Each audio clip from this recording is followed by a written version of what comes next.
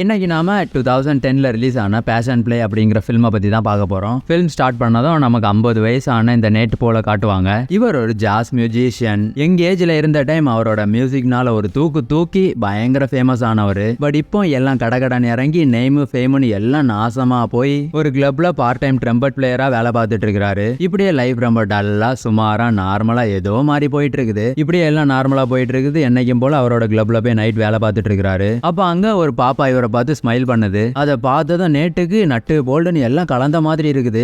இப்ப இந்த பாப்பாவை பார்த்ததும் பாப்பா கிட்ட கொஞ்ச நேரம் பொம்மை வியாபாரம் பண்ணலாம்னு சொல்லி பிசினஸ் ஸ்டார்ட் பண்றாரு. அப்புறம் அந்த பாப்பாவுக்கு இவரோட பேச்சு ரொம்ப பிடிச்சு போக ரெண்டு பேரும் சேர்ந்து பக்கத்துல இருக்கிற ரூமுக்கு போக சூழ்நிலையை கண்ட்ரோல் பண்ண முடியாம ஃபயர் சர்வீஸை கூட வேண்டிய நிலைமைக்கு எல்லாம் கைய மீறி போக நடக்க கூடாது நடக்கவே கூடாது நம்ம நினைச்சிட்டே இருக்கிற டைம் எல்லாம் டகடகன்னு கம்ப்ளீட் ஆயிடுச்சு. நைட்டு ஃபுல்லா வியாபாரம் தீ பிடிச்ச மாதிரி தாம் தூம்னு நடக்குது. இப்படியே வியாபாரம் எல்லாம் நல்லா முடிஞ்சு அடுத்த நாள் மார்னிங் நம்ம ஆளுக்கு தலையில இடியே விழுந்த மாதிரி இருக்குது. ஏன்னா அந்த பாப்பா வேற யாரும் இல்ல, இந்த சிட்டிலேயே dangerous and notorious gangster மைக்கோட wife. தென் இந்த விஷயம் மைக்குக்கு தெரிய வருது. விஷயம் எல்லாம் தெரிஞ்ச மைக்கு சும்மா இருப்பாரா? முதல்ல ரொம்ப டென்ஷன் ஆகாம அவரோட ஒய்ஃபை கொல்றாரு. ரெண்டாவது கொஞ்சம் கூல் ஆனதும் பிசினஸ் நடந்த நேட்டுவை கொல்றதுக்கு ஆள் அனுப்புறாரு. அப்புறம் அவர் அனுப்பின ஆட்கள் எல்லாம் நேட்டுவை கண்டுபிடிச்சு சிட்டிக்கு வெளியே ஒரு பிளேஸ்ல கொல்லலாம் நினைச்சு கூட்டிட்டு போறாங்க. அப்போ நேட்டு எல்லாம் முடிஞ்சு போச்சு, சின்னதா ஒரு வியாபாரம் பண்ணது தப்பாடான்னு நிக்கிறாரு. பட் லக்கிலி அங்க இருந்து அவர் பொழைச்சிட்டாரு. அப்புறம் எப்படியாவது தப்பிக்கணும்னு அங்க இங்கன்னு திரும்பி பார்த்து ஒரு சர்க்கஸ் நடக்கிற ஒரு பிளேஸ கண்டுபிடிக்கிறாரு. அப்படி அங்க போய் ஏதாவது செல்போன் கிடைக்குதான்னு தேடுறாரு.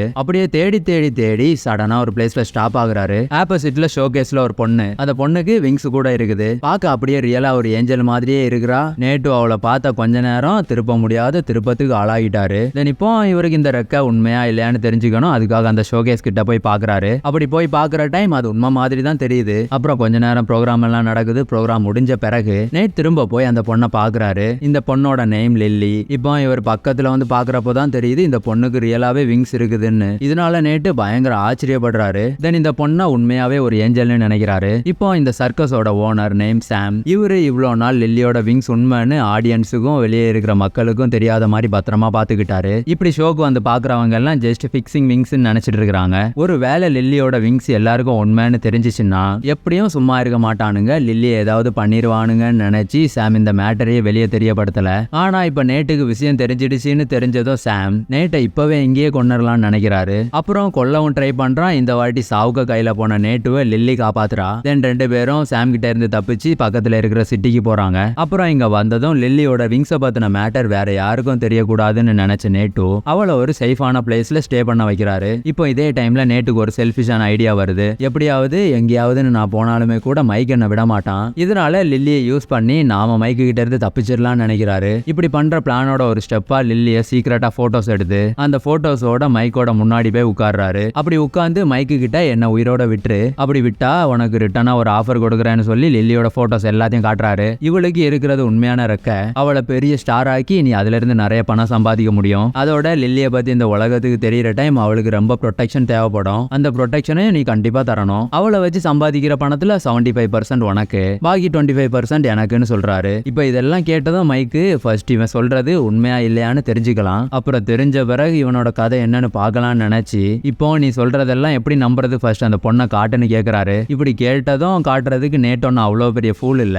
டைரக்டா லில்லிய காட்டுறது சேஃப் இல்லன்னு தெரிஞ்சு அதுக்கான அரேஞ்ச்மெண்ட் எல்லாம் பண்ணி காட்டுறாரு. அப்புறம் இவரு லில்லிய பாக்குறாரு. லில்லியோட விங்ஸை பார்த்த மைக்கு பயங்கர ஷாக்கு. இப்போ இவர் இப்படி பார்த்ததும் என்ன பண்றாருன்னா தமிழ் படத்துல பண்ணுவாங்கல்ல அதேதான். உடனே அவங்களோட ஆட்கள் எல்லாத்தையும் அனுப்பி வச்சு அவனை போட்டு தள்ளிட்டு அவளை தூக்கிட்டு வாங்கன்னு சொல்றாரு. பட் நேட்டுக்கு மைக்கை பத்தி முன்னாடியே தெரியுங்கிறதுனால அவங்க வர முன்னாடியே அலாட்டா லில்லி அங்க இருந்து கூட்டிட்டு போயிடுறாரு. அப்பதான் இவருக்கு புரியுது மைக்கு ஃபேமிலி கூட பண்ண வியாபாரம் எல்லாம் ஃபெயிலியர்னு. இப்படியே இவங்க ரெண்டு பேரும் இங்க இருந்து தப்பிச்சு போயிட்டாங்க. நேட்டு அண்ட் லில்லிக்கு இடையில அட்ராக்ஷன் அதிகமாகுது. தென் லில்லி நேட்டுக்கு அவளை பத்தின விஷயங்கள் எல்லாத்தையும் ஒன்னொன்னா சொல்றா. இப்ப லில்லியை யாராச்சும் ஃபர்ஸ்ட் டைம் பார்த்தா அவளை உண்மையாவே ஒரு ஏஞ்சல் மாதிரி பாப்பாங்க. பட் லில்லி மட்டும் ரெக்கையோட இருந்தாலும் நாம நார்மலான பொண்ணு தான் நினைச்சிட்டு இருக்கிறா. லில்லி தன்னோட சின்ன வயசுல எங்கேயோ ஏதோன்னு தெரியாத ஒரு பிளேஸ்ல சடனா மயங்கி விழுந்தா. அப்ப அதை கவனிச்ச சாம் அவர் கூட தூக்கிட்டு போய் அவளை வளர்க்க தொடங்கினாரு. அப்படி வளர்க்குற டைம் தான் லில்லியோட ஸ்பெஷல் அவர் புரிஞ்சுக்கிட்டு இவளை வச்சு எப்படியாவது சம்பாதிக்கலாம்னு நினைச்சு ஷோகேஸ்ல வச்சு ஷோ பண்ண ஸ்டார்ட் பண்ணாரு. அப்படி ஸ்டார்ட் பண்ண டைம் இவருக்கு நிறைய பணம் கிடைச்சதுனால இதை ஒரு தொழிலாவே மாத்திட்டாரு.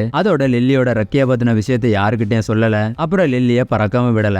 எதுக்காக பறக்க விடலன்னா என்னைக்காச்சும் பறக்க கத்துக்கிட்டா இங்க இருந்து போயிடுவான்னு. இதனாலே லில்லிக்கு தன்னோட ரெக்கையை யூஸ் பண்ணி பறக்க முடியுங்கிற விஷயமே தெரியாது. இந்த ரெக்கை தனக்கு இருக்கிறது பாரமா நினைச்சுக்கிட்டு தன்னை ஒரு நார்மல் பொண்ணாவே நினைச்சிட்டு இருக்கிறா. அது மட்டும் இல்லாம இந்த ரெக்கை எனக்கு இல்லைன்னா நான் நார்மலான பொண்ணு மாதிரி ரொம்ப ஹாப்பியா இருந்திருப்பேன்னு நினைக்கிறா. லில்லியோட லைஃப் டோட்டலாவே ஒரு ஜெயில் மாதிரி தான். அவளுக்கு தேவையான ஃப்ரீடம் எங்கேயுமே அவளுக்கு கிடைச்சதில்ல. இப்படிப்பட்ட அடிமைத்தனமான லைஃப்ல லில்லி அவளோட ஹாப்பினஸா நினைச்ச ஒரே ஒரு விஷயம்னா அது மியூசிக் கேட்கறது மட்டும்தான். அதுல அவளுக்கு ரொம்ப பிடிச்சதுன்னா நேட்டு போல் தன்னோட எங்கர் ஏஜ்ல பிளே பண்ண மியூசிக். இதனாலே லில்லிக்கு நேட்டுவை பார்க்க முன்னாடியில இருந்தே நேட்டு கூட கொஞ்சம் க்ளோஸ் ஆன ஃபீலிங்ஸ் எல்லாம் இருந்துச்சு. அதோட நேட்டு பண்ண மியூசிக் ஆல்பத்துல எல்லாம் அவரோட போட்டோ இருக்கிறத பார்த்த இவளுக்கு அவரை பார்த்ததும் ஞாபகம் வந்துடுச்சு. பட் என்ன கொஞ்சம் ஓல்ட் ஆகிட்டாரு, இருந்தாலும் லில்லிக்கு நேட்டுவை ரொம்ப பிடிக்கும். அதனாலதான் சாம் கிட்ட இருந்து நேட்டுவை காப்பாத்தி அவர் கூடயே சிட்டிக்கு வந்துட்டா. அப்புறம் தன்னை பத்தியும் தன்னோட ரெக்கைய பத்தியும் சொல்லி நேட்டு கூட ஒரு நல்ல ரிலேஷன்ஷிப்பும் பில்ட் ஆகுது. பட் இது எதுவுமே ஸ்டார்டிங்ல தெரியாம நேட்டு லில்லிய சுயநலமா யூஸ் பண்ணிக்கிட்டாரு. இப்போ இந்த விஷயம் எல்லாத்தையும் லில்லி சொல்லி கேட்டதும் தன்னோட செல்ஃபிஷ்னஸ் நினைச்சு ரொம்ப கில்ட்டியா ஃபீல் பண்றாரு. தென் ரெண்டு பேருக்கு இடையில லவ் ஸ்டார்ட் ஆகுது, ரொமான்ஸும் ஸ்டார்ட் ஆகுது. இப்போ லவ்ல மிதந்துட்டு இருக்கிற நேட்டு மைக்கோட கதையை மறந்துட்டாரு. பட் மைக் விடுவாரா தேடி தேடி ட்ராக் பண்ணி லாஸ்டா கண்டுபிடிச்சிட்டாரு. இப்படி கண்டுபிடிச்சதும் ஃபர்ஸ்ட் இவங்க ரெண்டு பேருக்கு இடையில இருக்கிற லவ் உடைக்கணும்னு நினைச்சு நேட்டு தன்னோட பண்ண டீல லில்லிக்கு சொல்றாரு. இப்போ இதை கேட்ட லில்லிக்கு ஹார்ட் ப்ரோக் ஆகுது. தென் மைக் இங்க இருந்து லில்லிய கூட்டிட்டு போறாரு. அப்போ லில்லி மைக்கு கிட்ட நீ நேட்டுக்கு எந்த ப்ராப்ளமும் பண்ணாம இருந்தா மட்டும்தான் நான் அவன் கூட இருப்பேன்னு சொல்றா. அதுக்கு மைக்கும் உடனே சம்மதிக்கிறாரு. அதே டைம் மைக்கோட ஆட்கள் நேட்டுவை பிடிச்சு கொல்ற மாதிரி பண்ணி அப்படியே விட்டுட்டு போறாங்க. தென் அதே நாள் ஈவினிங் நேட்டு யாருக்கும் தெரியாம லில்லிய பாக்குறதுக்காக மைக்கோட வீட்டுக்கு போறாரு. ஆனா அந்த டைம் லில்லிக்கு நேட்டு பேசுறதை கேட்கவோ இல்ல பதிலுக்கு பேசவோ தோணல. அதே டைம் மைக் இங்க நேட்டுவை பாக்குறாரு. பட் லில்லிக்கு பண்ணிருக்கிற ப்ராமிஸ்னால அவரை எதுவுமே பண்ணாம விட்டுடுறாரு. மைக் லில்லிய ரியலாவே ஒரு ஏஞ்சல் மாதிரி பாத்துக்கிட்டு இருக்கிறாரு. அதோட இந்த லில்லி லைஃப் லாங் நாம கூடயே தான் இருக்கணும்னு நினைக்கிறாரு. அதே டைம் லில்லி கூட க்ளோஸ் ஆகிறதுக்கு என்னெல்லாமா பண்றாரு. பட் ஆனா அது எதுவுமே ஒர்க் அவுட் ஆகல. இப்போ லில்லி மைக் கிட்ட இருந்தாலும் அவளோட பாடி இங்க இருக்குதே தவிர அவளோட மனசும் யோசனையும் வேற எங்கேயோ இருக்குது. இப்போ இது எல்லாத்தையும் புரிஞ்சுக்கிட்ட மைக் இவ செட் ஆக மாட்டான்னு நினைச்சு அந்த சர்க்கஸ்ல பண்ண மாதிரியே ஷோகேஸ்ல வச்சு ஆடியன்ஸுக்கு பாக்குற மாதிரி வைக்கிறாரு. பட் அங்க பண்ண மாதிரி நார்மலா இல்ல, உடம்புல எந்த ட்ரெஸ்ஸுமே இல்லாம. இதே டைம் லில்லிய பாக்குறதுக்காக இந்த சிட்டில இருக்கிற பெரிய பெரிய தலைகள் எல்லாம் வந்து போயிட்டு இருக்குது. நிமிஷத்துக்கு நிமிஷம் பார்க்க வர்றவங்களோட எண்ணிக்கையும் அதிகமாகிட்டே இருக்குது. இப்போ இந்த விஷயம் தெரிஞ்ச நேட்டும் இங்க ஃபாஸ்டா வர்றாரு. எதுக்காகடா பார்க்கவானா?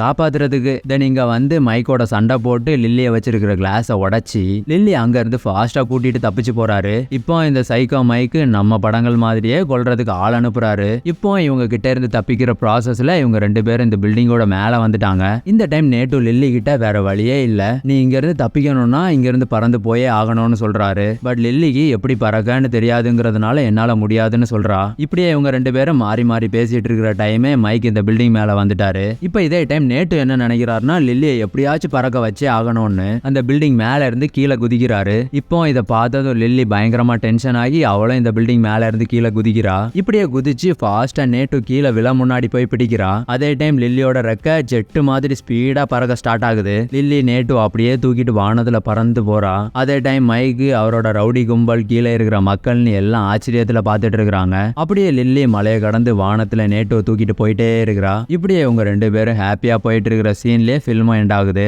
ஓகே, இன்னைக்கு இவ்வளவுதான். தேங்க்யூ.